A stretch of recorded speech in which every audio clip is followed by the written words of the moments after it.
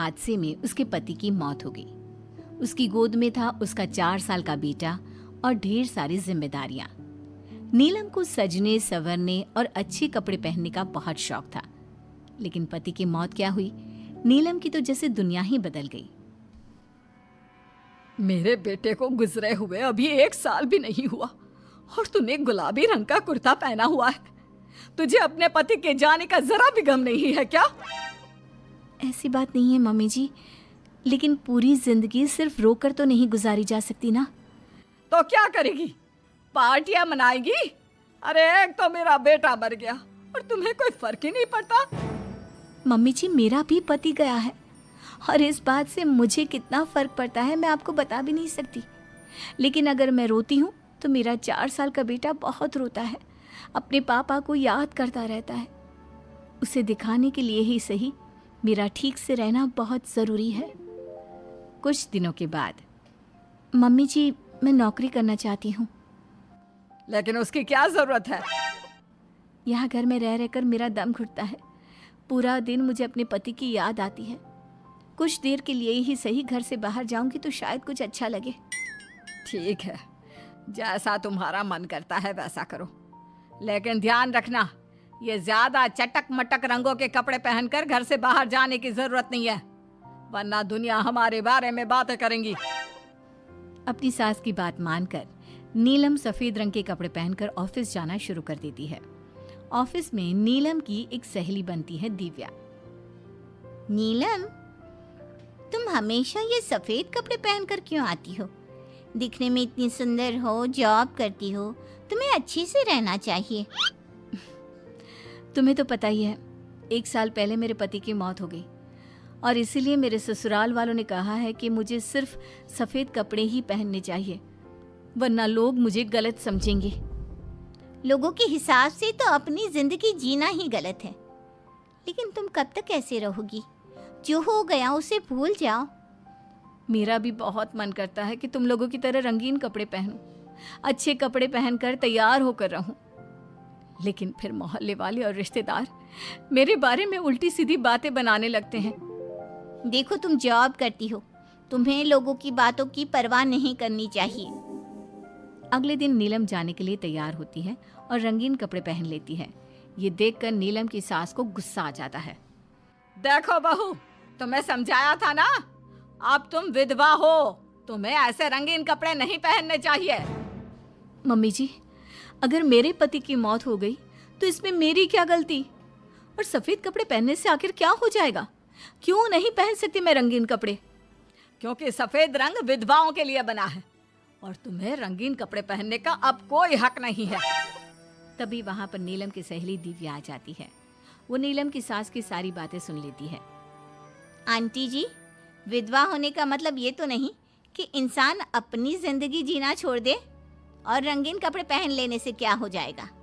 एक विधवा लड़की बाकी के सारे काम तो करती है ना, खाना खाती है, घर के काम करती है, फिर रंगीन कपड़े क्यों नहीं पहन सकती?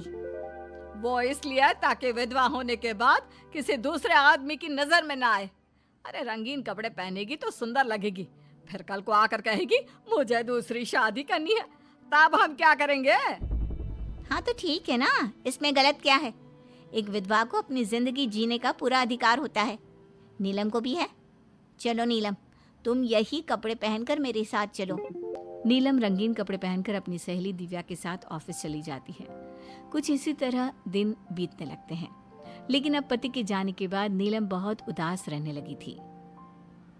क्या बात है, तुम इतनी उदास क्यों रहती हो? देखो, नए दोस्त बनाने चाहिए, लोगों से बात करनी चाहिए।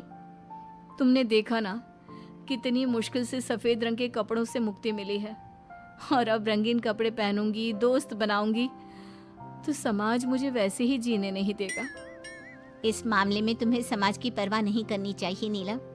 लोगों का काम क्या है? बातें बनाना ही तो है। कुछ दिनों के बाद नीलम के ऑफिस में एक लड़का आता है। उसका नाम अमर था। वो धीरे धीरे नीलम को पसंद करने लगता है और एक दिन वो नीलम से कहता है, नीलम, तुम मुझे बहुत अच्छी लगती हो, मैं तुमसे शादी करना चाहता हूँ।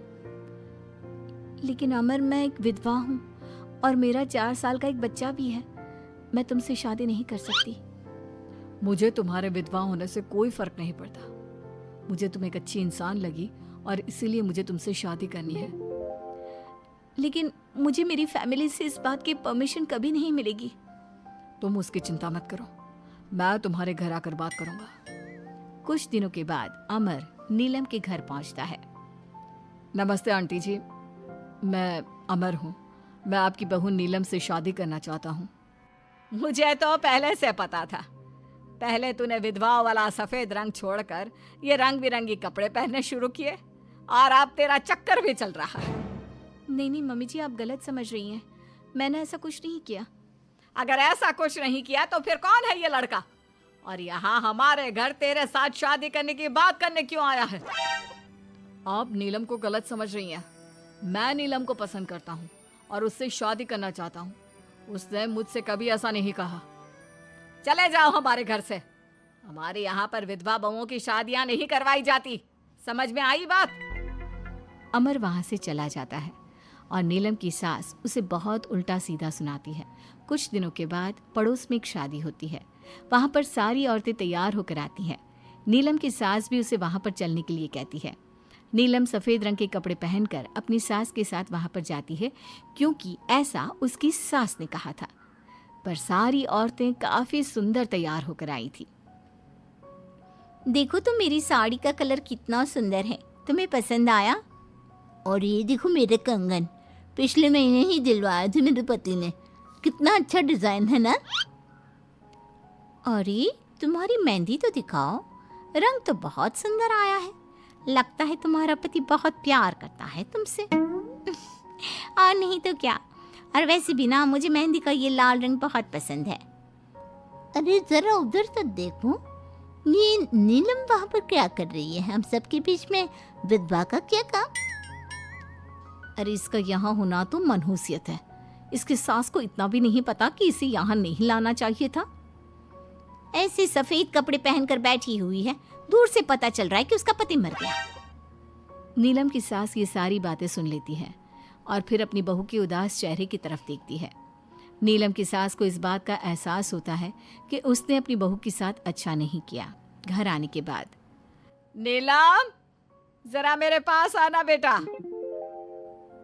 क्या हुआ मम्मी जी? मुझसे कोई गलती हुई है क्या? लो बेटा, बहुत सुंदर सुंदर और रंगीन साड़ियाँ हैं, ये सब तुम्हारे लिए। और सुनो, वो जो लड़का उस दिन घर आया था ना, क्या नाम था उसका? अमर। उसे कहना कि वो मुझसे आकर मिले। लेकिन अचानक क्या हुआ मम्मी जी? सब ठीक तो है ना? आप ये कपड़े मुझे क्यों दे रही हैं? और अमर से क्या काम है? बेटा, मेरे बेटे की मौत के बाद भी तुम मेरा इतना ख्याल रखती हो, नौकरी करती हो, पैसे कमाती हो। आज जब उस शादी में मैंने दूसरे लोगों की बातें सुनी, तब मुझे इस बात का एहसास हुआ कि विधवा होने के बाद भी तुम्हें जीने का अधिकार है। मम्मी जी मैं कुछ समझी नहीं।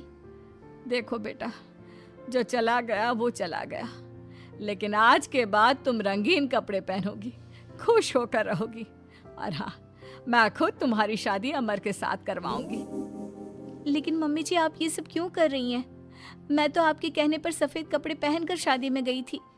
वही तो बेटा, मुझे अच्छा नहीं लगा। और ऐसा तो किसी किताब में नहीं लिखा कि विधवा होने के बाद एक लड़की को सिर्फ सफेद कपड़े पहनने चाहिए। अगर तुम ससुराल में रहकर अपनी जिम्मेदारी उठा सकती हो, तो फिर अपनी जिंदगी में सारी खुशियों पर भी तुम्हारा अधिकार है।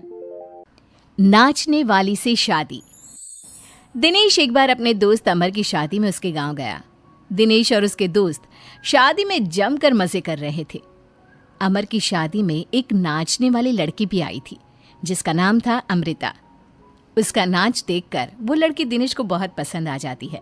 जब वो लड़की शादी में डांस करके वहाँ से जाने लगती है, तो दिनेश उसके पास जाता है।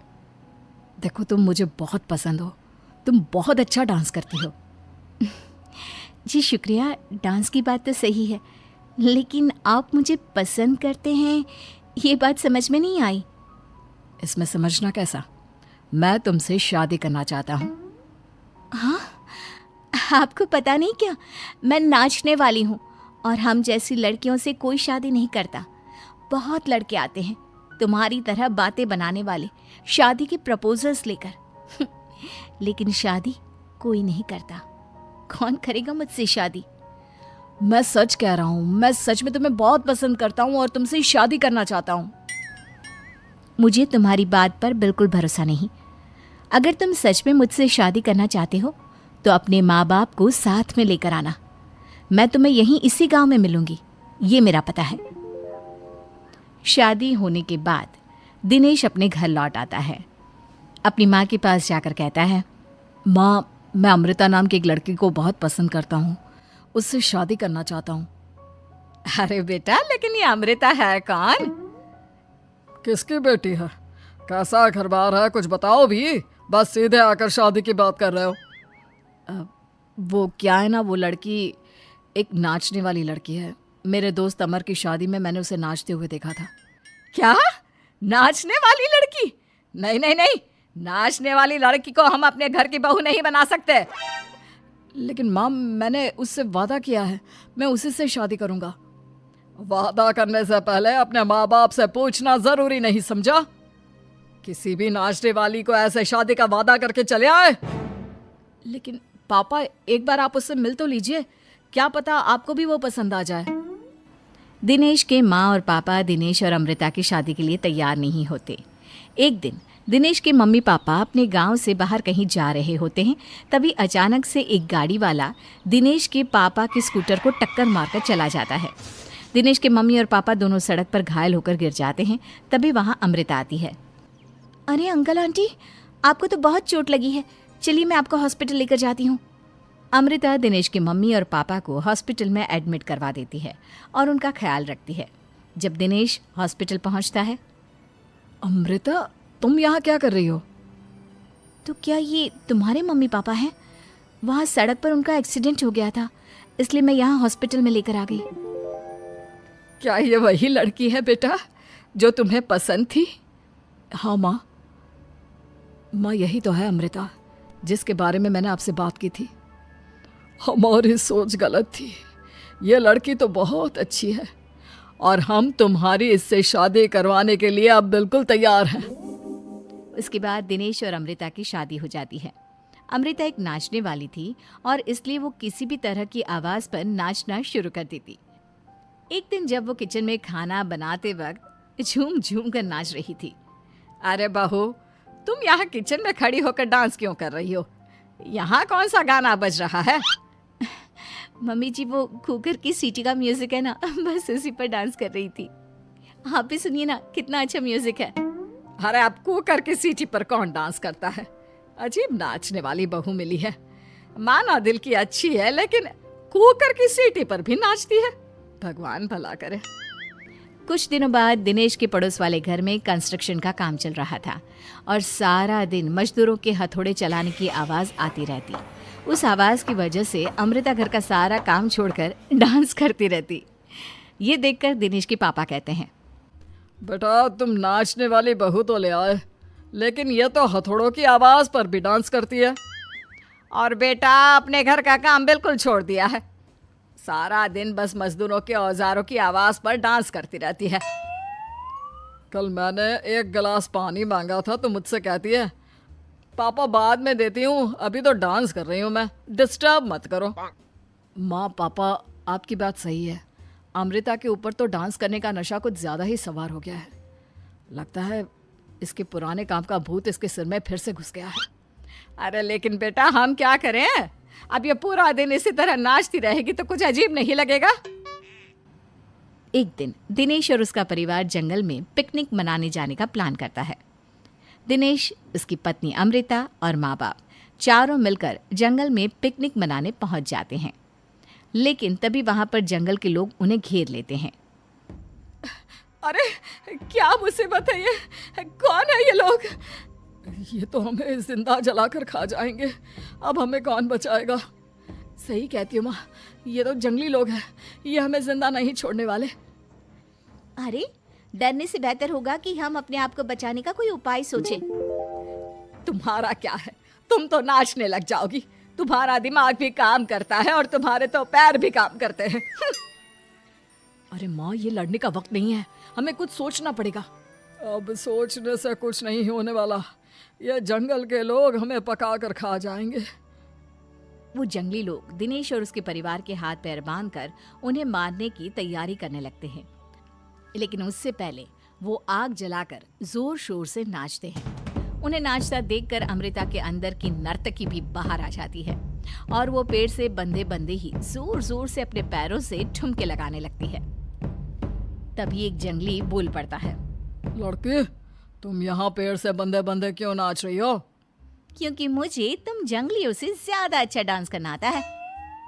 अरे जाओ जाओ, हम जितनी तेज डांस करते हैं उतना तो तुम कर ही नहीं सकती। लगा लो शर्त। अच्छा ठीक है, लगी शर्त। अगर तुमने हमसे ज्यादा अच्छा और तेज डांस किया तो हम तुम्हारे परिवार को जिंदा छोड़ देंगे। और अगर तुम हार गई तो हम तुम सबको जिंदा जलाकर खा जाएंगे। अच्छा ठीक है, मुझे तुम्हारी शर्त मंजूर है। अब बजाओ तुम्हारा जंगली ढोल, देखते हैं कौन कितना डांस करता है। वो जंगली लोग जोर जोर से ढोल बजाकर नाचना शुरू कर देते हैं। दिनेश और उसका परिवार उनके नाच की स्पीड देखकर दंग रह जाता है। अमृता भी उनके साथ बराबर से नाचने की कोशिश कर रही थी। धीरे धीरे अमृता ने अपने डांस की स्पीड को कम कर दिया। क्या हुआ, हवा निकल गई तुम्हारी? बढ़िया है हमसे जीतने वाली। बस 1 मिनट रुक जाओ, तुमको तो मैं अभी बताती हूँ। अब तक अमृता धीरे धीरे नाच रही थी ताकि वो सारे जंगली थक जाए और अमृता बाद में जोर जोर से डांस करके उन्हें हरा दे। और ऐसा ही हुआ। अमृता ने अब तेज स्पीड से नाचना शुरू कर दिया। सारे जंगली अब तक थक चुके थे।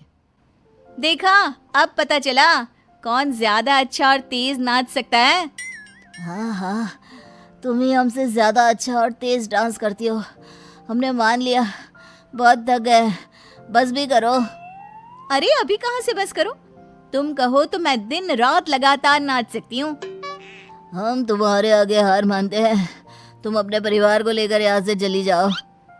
देखा माँ, आज नाचने वाली बहू ने हम सबकी जान बचा ली। चाइनीज बहू, चाइनीज बहू हमारी याद तो है ना आपको? भूले तो नहीं ना? हाँ भाई, थोड़ी देर में ही सही, लेकिन चाइनीज बहू की कहानी आ ही गई। क्या हो रहा है ये देश में? चाइना ने तो आतंक ही मचा रखा है। अरे क्या हो गया, क्यों चाइना को कोसता रहता है? भूल मत, तेरी ससुराल चाइना की ही है। हाँ माँ, पर ये देखना, लड़ाई झगड़े, ये बीमारी, ऊपर से ये देश कितना चालाक है, अंदर न जाने क्या क्या करता रहता है। तभी अंदर से बहू की चिल्लाने की आवाज आती है। अरे क्या हो गया बहू, क्यों चिल्ला रही है? माँ जी, ये देखिए, ये रूस ने यूक्रेन की हालत क्या कर दी है। ऊपर से चाइना में दोबारा लॉकडाउन लग गया है। माँ जी, अब क्या किया जाए? अरे तो तुम लोगों को क्या परेशानी हो रही है, मैं तो यही नहीं समझ पा रही हूँ। वो क्या है ना माँ, हम लोग चाइना जाने की सोच रहे थे, सांगसू के भाई की शादी है। तो क्या? अरे कौन सा उन लोगों के यहाँ भाई घोड़ी चढ़ता है जो बहन काजल लगाकर नेक लगी? माँ जी, उसकी आंखें बहुत छोटी छोटी है, उसमें या तो पुतली रह सकती है या काजल। साले की पुतली निकाल कर काजल लगा दो, अंधा कहीं का। क्या क्या बोले तुम मेरे भाई के बारे में? अरे नहीं नहीं बहू, वो तो बोल रहा था कि तुझे नेग मिल जाएगा। हाँ, बहन है ना तो उसकी। नहीं नहीं माँ जी, मैं सब समझती, ये मेरे भाई का मजाक बनाते रहते। कितना सीधा है मेरा भाई, बिल्कुल छिपकली जैसा। नहीं नहीं बहू, सीधा गाय जैसा होता है। सही पकड़े हैं माँ जी। हाँ, तो मेरे भाई की शादी है, मैं चाइना जरूर जाऊंगी। तभी एक पड़ोसन आ जाती है। अरे नहीं नहीं बहू, तू कहीं ना जा, हम लोगों का मन कैसे लगेगा तेरे बिना।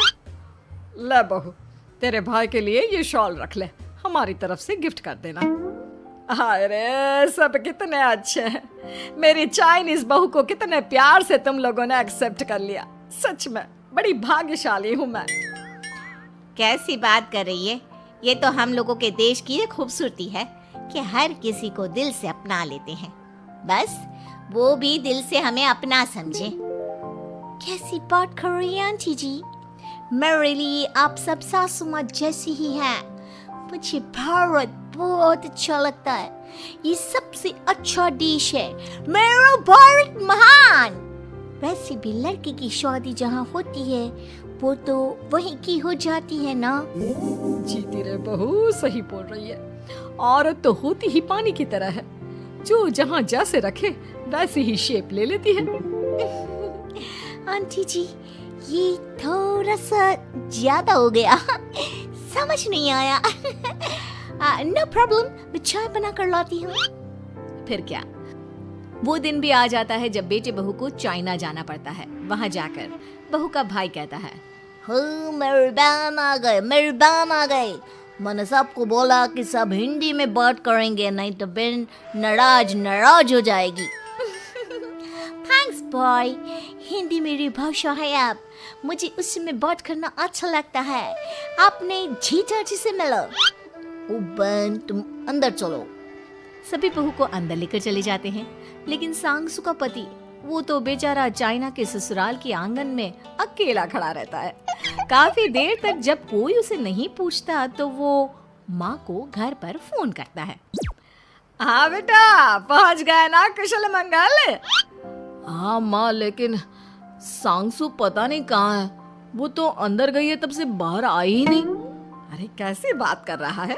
तो तू अंदर चला जा, तू बाहर क्यों है? अरे दामाद है तू वहाँ का, उन लोगों ने तुझे बिठाया, चाय पानी कुछ नहीं पूछा? नहीं ना माँ। तभी सामने से सांगसु आती है। क्यों आप अभी तक तैयार नहीं हुए? और ये बैग लेकर क्यों कमरे से बाहर आए? इसे वहीं रख देते। कमरा? कौन सा कमरा? अरे कैसी बात कर रही हो? जब से तुम अंदर गई हो मैं बाहर ही तो खड़ा हूँ। बहू को बहुत हैरानी होती है और गुस्सा भी आता है। तभी उसका भाई और माँ आ जाते हैं। और सांगसु, अंदर खाना लग गया है। पहले ये बताओ कि मेरे पति को किसी ने खाना या पानी क्यों नहीं पूछा? वो भारत से ससुराल पहली बार आया है, वो भी मेरे कहने पर। उनकी इज्जत क्यों नहीं की? देख बेटी, तूने जबरदस्ती जिद में शादी की थी तो हम लोगों ने कर दी, लेकिन अब तुम ये सोचो, पूरी चाइना में मैं इस इंडियन को अपना दामाद बताऊं? So sorry. हाँ सांगसु, और तुम भी चुप रहना, नहीं तो वो लोग मेरी शादी तोड़ देंगे। ओह, ऐसी बात है। कोई बात नहीं, मैं बाहर होटल में रह लेता हूँ। तुम वही करो जो ये लोग चाहते हैं। कैसी बात कर रहे हो? शादी के बाद पति जैसा भी हो, जो भी हो, पति होता है। वैसे भी तुम्हारे पूरे परिवार ने, सबने बिना सोचे मेरा साथ दिया, मुझे एक्सेप्ट किया, प्यार किया। मैं अपने देश में आपको अकेला कैसे छोड़ सकती हूँ? ये हिंदी फिल्म का ड्रामा बंद करो, मैं अभी अब बर्दाश्त नहीं करूँगी। चुपचाप अंदर चलो, नहीं तो ये शादी वादी यहीं खत्म करके इसे अकेले ही इंडिया जाना पड़ेगा। कैसी बात कर रही हो माँ? ये मेरे पति हैं। नहीं था, हम लोगों ने यहाँ वकील को बुला लिया है, जिसके बाद अब तेरा तलाक करा के हम यहाँ के चाइनीज लड़के से तेरी शादी करा देंगे। अरे कैसी बात कर रहे हो? हम तो यहाँ तुम्हारी शादी के लिए आए थे। नहीं, मैं सांगसु के बिना नहीं रह सकता हूँ। हाई वोल्टेज ड्रामा होने के बाद से ही सारा माहौल खराब हो जाता है कि तभी एक लड़की आती है। मैंने सारा इंतजाम कर दिया है, सांगसु की शादी का मंडप परसों लग जाएगा। तब तक इसके पति को कमरे में बंद कर देते हैं। सभी सांगसु के पति का हाथ बांधकर उसे कमरे में बंद कर देते हैं। ये क्या कानूनी है?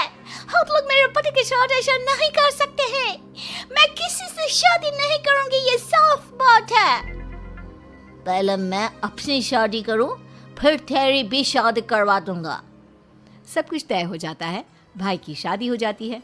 फिर वो दिन भी आ जाता है जब सांगसु की शादी वो लोग जबरदस्ती करने के लिए उसे मंडप पर ले जाते हैं।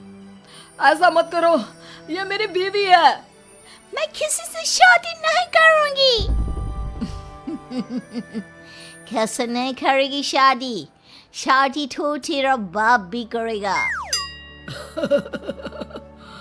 हो मैं करूँगा शादी। प्लीज कोई मेरी शादी किसी अच्छा औरत से करवा दे। चुप, बिल्कुल चुप। फिर माँ सांगसू और उसके पति से कहती है, तुम लोगों का बच्चा मेरी कैद में है। अगर तुम लोगों ने कोई भी होशियारी की तो मैं इस बच्चे को मार दूंगी। दोनों माँ का रूप देखकर हैरान हो जाते हैं। बच्चे की खातिर दोनों शांत हो जाते हैं और शादी की रस्में शुरू हो जाती है कि तभी सांगसू की सास पुलिस के साथ आ जाती है। माँ, ससुर माँ आ गई, मेरी माँ आ गई। माँ प्लीज हम लोगों को बचाकर वापस ले चलो। पुलिस सभी को गिरफ्तार कर लेती है। बेटी के बच्चे को मारने की धमकी तो कोई चुड़ैल ही दे सकती है। अरे तो ये चुड़ैल ही तो है। ये सही बोल रहे हैं, ये औरत किसी चुड़ैल से कम नहीं है। तभी उन लोगों का बच्चा भी आकर सांगसू के गले लग जाता है। माँ, तू सही समय पर आ गई, लेकिन तुझे कैसे पता चला कि यहाँ ये सब हो रहा है? बेटा, ये चाइनीज लोग ना होते ही धोखेबाज हैं।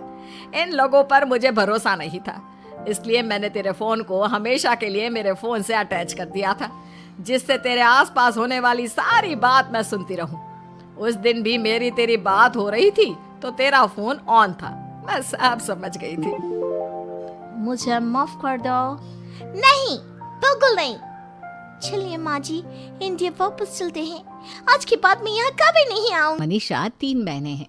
उनका एक भाई भी है, मयंक। मयंक अपनी बहनों को बहुत प्यार करता है, लेकिन मयंक की पत्नी सविता इस मामले में मयंक से बिल्कुल ही अलग है।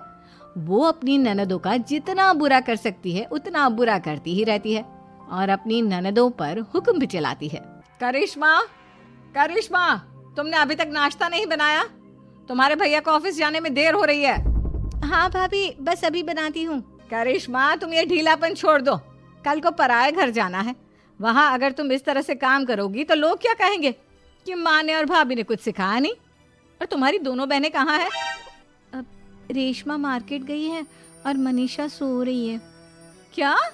सुबह के 8 बज रहे हैं और ये महारानी अभी भी सो रही है? ये कहते हुए सविता अपनी सास दुर्गा देवी के पास जाती है। माँ जी, देख रही हो अपनी बेटियों के तौर तरीके? क्या हुआ बहू, सुबह सुबह क्या कर दिया मेरी बेटियों ने? अरे एक तो अभी अभी उठकर किचन में गई है, दूसरी सुबह सुबह बाहर चली गई और तीसरी अभी तक सो रही है। क्या करूं मैं इन तीनों का, मैं तो परेशान हो गई हूँ। जा जाकर उठा उसे और रेशमा से मैं बात करती हूँ। सविता सीधा मनीषा के कमरे में जाती है और उससे कहती है, महारानी जल्दी उठो, सूरज सर पर आ गया है। भाभी थोड़ी देर और सोने दो ना, मैं रात को लेट सोई थी। वो क्या ना, यूनिट टेस्ट चल रहे हैं। शराफत से उठती है या नहीं, या फिर पानी की भरी बाल्टी डालूं तेरे ऊपर? नहीं भाभी, मुझे बिस्तर में नहीं नहाना, उठती हूँ मैं। मनीषा जल्दी से उठकर बाथरूम में चली जाती है। सभी आराम से बैठकर नाश्ता कर रहे होते कि तभी रेशमा बाजार से हाथ में सामान लिए आ जाती है। रेशमा को देखते ही सविता उस पर बरस पड़ती है। लो, आ गई महारानी। ऐसा भी क्या सामान लाना था जो सुबह आंख मलते ही बाजार की तरफ रवाना हो गई? भाभी, कल आप ही तो चीख रही थी कि घर का सारा सामान मुझे ही लाना पड़ता है, घर में किसी को भी किसी काम से कोई लेना देना नहीं है। अब मैं बाजार जाकर सामान ले आई तो आपको इस बात से भी तकलीफ हो रही है? देख रही हो माँ जी, अपनी बेटी की जुबान कैंची से भी तेज चलती है। और मयंक, आप तो कुछ कहेंगे नहीं अपनी लाडली बहन को? रेशमा, अपनी भाभी से ऐसे बात नहीं करते। चलो माफी मांगो। भैया, मैं क्यों माफी मांगू? आप भाभी से बोलिए ना कि हम पर कम हुक्म चलाया करे। हम इस घर की बेटियां हैं और आपकी पत्नी की ननद है, नौकरानी नहीं। लो, कर लो बात। इनकी भलाई के लिए कुछ भी बोलो तो इन्हें बुरा लग जाता है। इस घर में यही इज्जत है मेरी। देख लो माँ जी, आपकी बेटी किस लहजे में मुझसे बात कर रही है। सविता वहां से चली जाती है। मयंक को बहुत गुस्सा आता है, वो भी वहां से चला जाता है।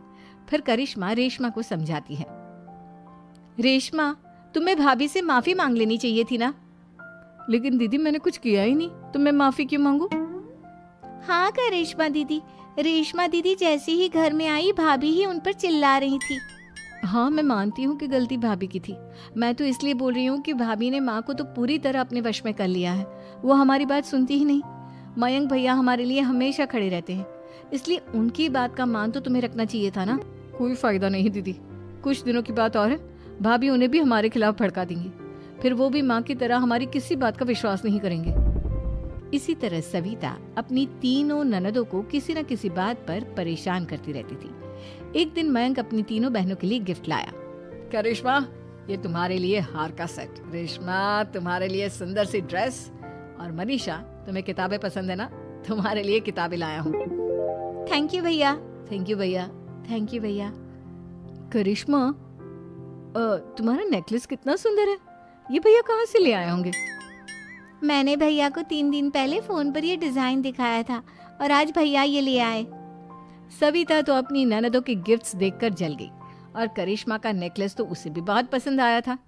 अपनी बहनों के लिए कितना अच्छा नेकलेस लेकर आए हैं, मुझे कभी कोई गिफ्ट नहीं दिया, मैं आज ही ये हार चुरा लूंगी। रात में सविता करिश्मा का हार चुरा लेती है और इसी तरह उसे अपनी ननदों की जो भी चीज़ अच्छी लगती वो उसे मांगती नहीं, बल्कि रात के अंधेरे में चुरा लेती। इसी तरह दिन बीतते गए और सविता ने मयंक के दिल में भी उसकी बहनों के लिए नफरत पैदा कर दी। एक दिन मयंक ने करिश्मा और रेशमा के लिए रिश्ता देखा और ये बात उसने घर में सबको बताई। माँ, करिश्मा और रेशमा के लिए बहुत अच्छा रिश्ता आया है, वो लोग कल इन्हें देखने आ रहे हैं, आप और सविता मिलकर सारी तैयारी कर लेना। ये सुनकर करिश्मा और रेशमा खुश हो जाती हैं, लेकिन सविता सोचती है अगर इन दोनों बहनों की शादी हो गई तो घर और बाहर का काम कौन करेगा? मनीषा तो एक नंबर की कामचोर है, उससे तो किसी बात की उम्मीद लगाना ही बेकार है। मुझे इस शादी को रोकना होगा। अगले दिन सभी लड़के वालों के स्वागत की तैयारी करने में लगे होते हैं। तभी मयंक अपनी बहनों से आकर कहता है, तैयार हो गई तुम दोनों? देखो दोनों लड़के बहुत अच्छे हैं, मैं कोई कसर नहीं छोड़ना चाहता, इसलिए तुम उनके सामने अच्छे से बिहेव करना और अपनी भाभी से लड़ने मत लग जाना। करिश्मा, तुम वो नेकलेस पहन लो ना जो मैं तुम्हारे लिए लाया था। भैया मैं बहुत देर से वो नेकलेस ढूंढ रही हूँ, लेकिन मुझे मिल ही नहीं रहा। क्या तुमने नेकलेस खो दिया? तुम्हें पता भी है वो कितना महंगा था, तुम कोई काम ढंग से नहीं कर सकती। मयंक गुस्से में वहां से चला जाता है। थोड़ी देर बाद लड़के वाले भी आ जाते हैं, वो दोनों बहनों को पसंद कर लेते हैं और रिश्ता पक्का हो जाता है। लेकिन सविता के दिमाग में तो कुछ और ही खिचड़ी पक रही थी। वो पंडित जी के पास करिश्मा की कुंडली लेकर जाती है और उन्हें पैसे देकर करिश्मा की कुंडली बदलवा देती है। जब लड़के वालों के पास करिश्मा की कुंडली जाती है तो वो दुर्गा को फोन करते हैं। बहन जी, हमने करिश्मा की कुंडली अपने पंडित जी को दिखाई थी। आपकी बेटी की कुंडली नहीं बल्कि दोषों का पिटारा है। देखिए, मैं और मेरे पति इन सब बातों में बहुत विश्वास करते हैं, इसलिए हम आपकी बेटी से अपने बेटे की शादी नहीं करा सकते। इस तरह करिश्मा का रिश्ता टूट जाता है और सभी घर वालों को बहुत दुख होता है। अब कविता सोचती है, चलो करिश्मा का तो रिश्ता टूट गया, अब रेशमा का भी रिश्ता तोड़ना है। क्या करूं क्या करूं? अब सविता आवाज बदलकर किसी अननोन नंबर से रेशमा के होने वाले ससुराल में फोन करती है। हेलो, मैं कौन हूँ कौन नहीं ये आपके लिए जानना ज़रूरी नहीं, बस इतना सुन लो कि रेशमा का 2 साल से किसी के साथ अफेयर चल रहा है। बस रेशमा का रिश्ता तोड़वाने के लिए सविता का इतना कहना काफी था। अब रेशमा का भी रिश्ता टूट गया। मयंक और दुर्गा देवी ने रेशमा को खूब खरी खोटी सुनाई और उससे बार बार उस लड़के के बारे में पूछने लगी। आप दोनों मुझे क्यों परेशान कर रहे हो? अरे कोई लड़का होगा मेरी लाइफ में तो मैं बताऊंगी ना, जब कोई है ही नहीं तो कहाँ से लाऊं मैं कोई लड़का? तो तेरे होने वाले ससुराल वालों को फोन किसने किया था? माँ मैं नहीं जानती किसने फोन किया था, मैं सच कह रही हूँ। मैं तो पहले ही कह रही थी इसकी लगाम खींच कर रखो, लेकिन मेरी सुनता ही कौन है। आप चुप रहिए भाभी, ये सब आपका ही किया धरा है। अब तीनों बहनों को विश्वास हो जाता है कि ये सब उनकी भाभी ही कर रही है। तीनों बहनें अपनी भाभी को सबक सिखाने के लिए एक वकील कर लेती है और घर में हिस्सा मांगना। देखो भैया, माँ बाप की जायदाद में जितना बेटों का हक होता है उतना ही बेटियों का, इसलिए इस घर के 4 हिस्से होंगे और हमें अपना हिस्सा चाहिए। मैंने तुम्हारे लिए क्या क्या नहीं किया और तुम इस घर में हिस्सा मांग रही हो? भैया, आप और माँ हम बहनों की कोई बात नहीं सुनते हो और भाभी हमारी शादी नहीं होने देगी क्योंकि उन्हें लगता है कि आप हमारी शादी में ज्यादा पैसा लगाओगे और उन्हें हम जैसी फ्री की नौकरानी कहाँ मिलेगी। तो हम भाभी के साथ तो रह नहीं सकते, हम बहनों को अपना हिस्सा चाहिए। अरे तुम्हें शर्म आनी चाहिए अपनी भाभी पर ऐसा इल्जाम लगाते हुए। वो तुम्हारे बारे में कितना सोचती है। हाँ माँ, भाभी हमारे बारे में बहुत सोचती है। दिन रात बस यही सोचती रहती है कि किस तरह से अपनी तीनों ननदों को परेशान करूं, और कभी मुझे पढ़ने भी नहीं देती। दोनों बहनों का रिश्ता भी तो इन्होंने ही तोड़वाया है, और रात में हमारे कमरे में आकर हमारी चीजें भी चुराती हैं। इसी तरह सविता की तीनों ननदें अपनी बात पर अड़ी रही। अब कोर्ट में तारीख भी शुरू हो गई। जब सविता को लगा कि उसकी तीनों ननद इतनी आसानी से नहीं मानने वाली, तो उसने अपने पति और सास को सारी सच्चाई बता दी और अपनी तीनों ननद से माफी मांगी। मयंक और दुर्गा को भी अपनी गलती का एहसास हो गया। अब सविता खुद करिश्मा और रेशमा के लिए अच्छा रिश्ता ढूंढती है और उनकी शादी करवाती है।